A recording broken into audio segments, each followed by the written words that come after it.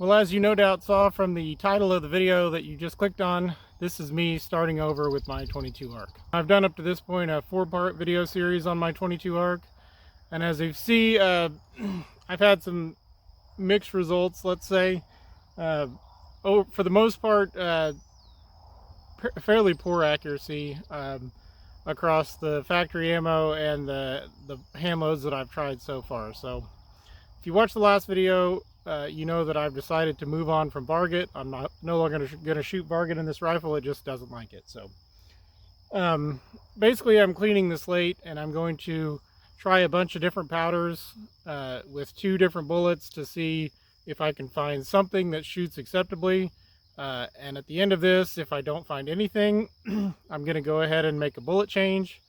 And then if that doesn't work, I'll have a new tomato steak instead of a barrel. So I'm basically cleaning the slate in more ways than one. So I went ahead and scrubbed the barrel out, cleaned the barrel out good, and I'm going to start out and shoot 5 different 10-round groups. So these are all 62 grain ELD VT bullets loaded up with 4 different powders, and then I'm also going to shoot a 10-round group of the factory ammunition here. So I've got these 3 boxes of ammunition are all the same lot number. In one of the previous videos, when I tried to shoot different lot numbers of the factory ammunition, I had a point of impact shift, so it should be good to go on this stuff. At least it'll hit the same place on the paper every time. So this, like I said, a clean barrel, so this first 10-round group with the factory stuff is also going to be fouling in the barrel, so I'll take that group with a grain of salt. It doesn't really matter. It's going to shoot how it's going to shoot. So we'll go ahead and do that now.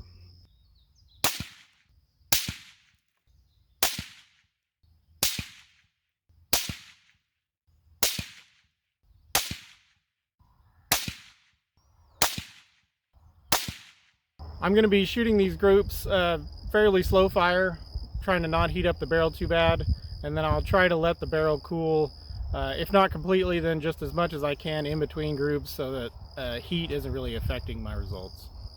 Alright, next up is going to be a 10-round group with Hodgdon H322. Now this is an extruded powder that I've had some pretty good luck in my 223 with the heavyweight bullets. So I've got 10 rounds of this loaded up, and we'll see how it shoots. Now like I said, it's a Hodgdon extruded powder, so it should be temp stable if I find a load that works good.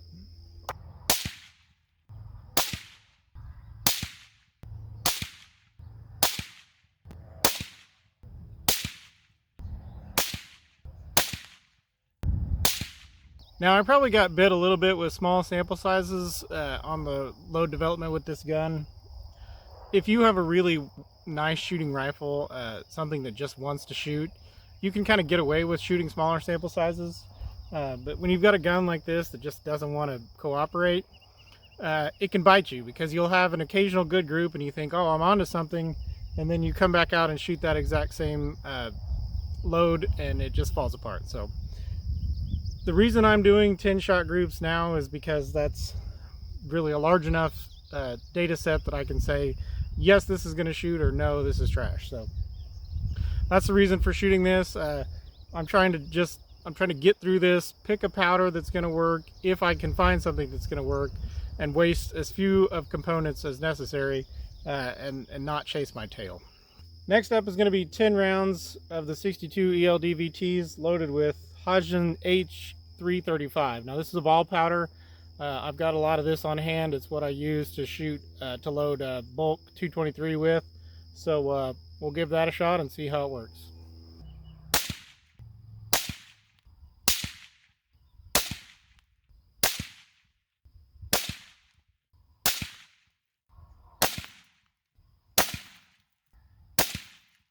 Now I'd be lying if I said that this hasn't been a fairly frustrating process. Sometimes you get a gun that just wants to shoot, and sometimes you get a gun that fights you. So I've been pretty fortunate. I've had a lot of guns that just wanted to shoot. This isn't one of them. So I've gone back and forth throughout the process. Or does this Ballistic Advantage barrel, does it kind of suck? Does the Hornady factory ammo, is it not very good? Are the Hornady bullets themselves not good? Is Varget the problem? I don't know. That's why we're out here doing this, and I'm hoping to find a resolution. All right, next up is going to be 10 rounds loaded with the Lever Evolution powder. This is another ball powder. It's something that people have had good results with the ARC cases in. I've never tried it before, but just trying to find something that works, so we'll see what happens.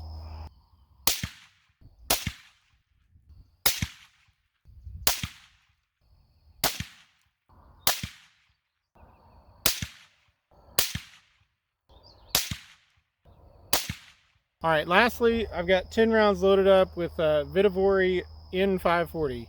Now this, it is an extruded powder, but I understand that it's actually a double base, even though it's extruded. So from what I've seen, good velocities under pressure, so we'll see. I'm pretty hopeful for it. Not a powder that I've tried before. I've tried some other Vitavori powders in the past, not in this rifle, but we'll see what happens.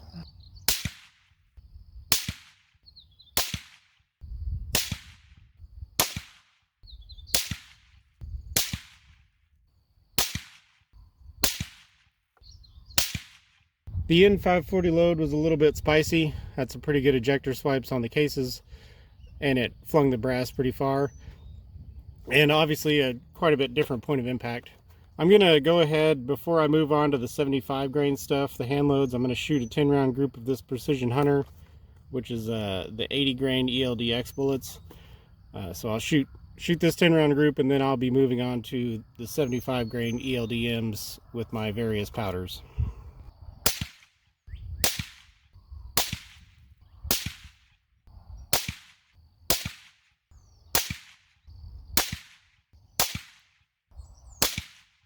All right, well, that's all of the 62 grain ELD VTs.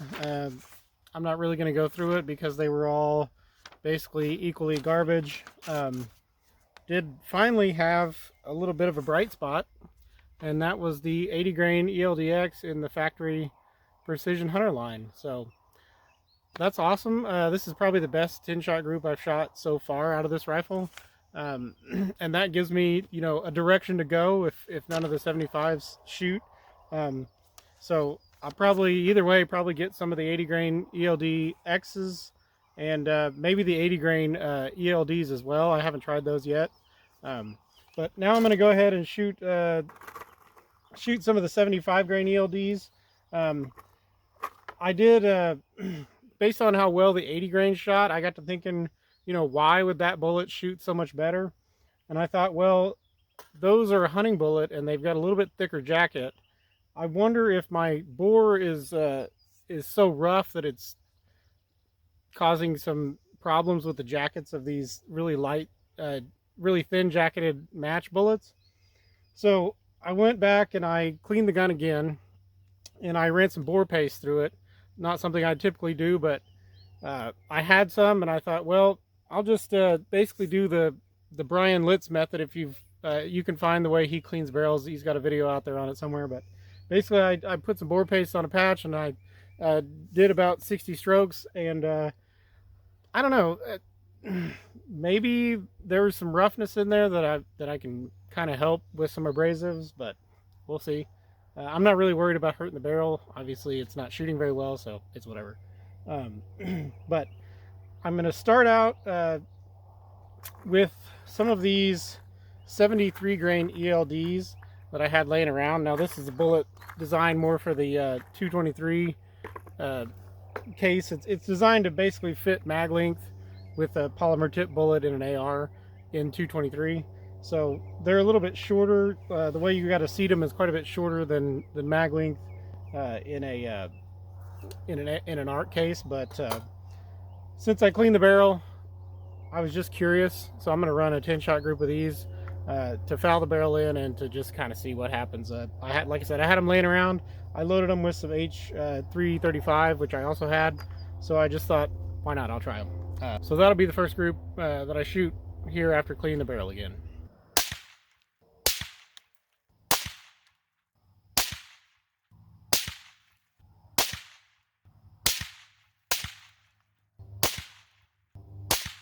I was thinking, man, that would be my luck. I take a bullet I don't really intend to shoot, and it shoots the best, but it was shooting pretty decent until it spit that one out there. I'm not sure what that was about. Next up is going to be the 75 grain ELDMs with H335.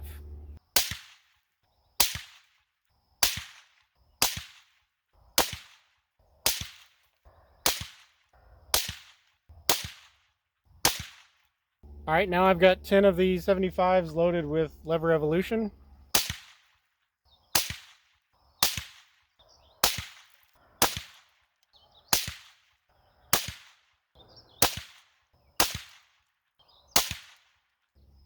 And last, I've got 10 of the 75 ELDs loaded with N540.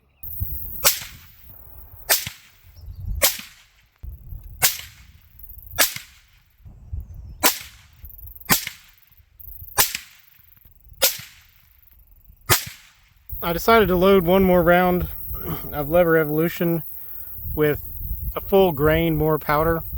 The Lever Evolution loads, everything kind of just didn't eject very far, kind of dribbled out of the chamber, so I wanted to try one hotter load of Lever Evolution with the 62 grain ELD VTs, so that'll be the last group I shoot.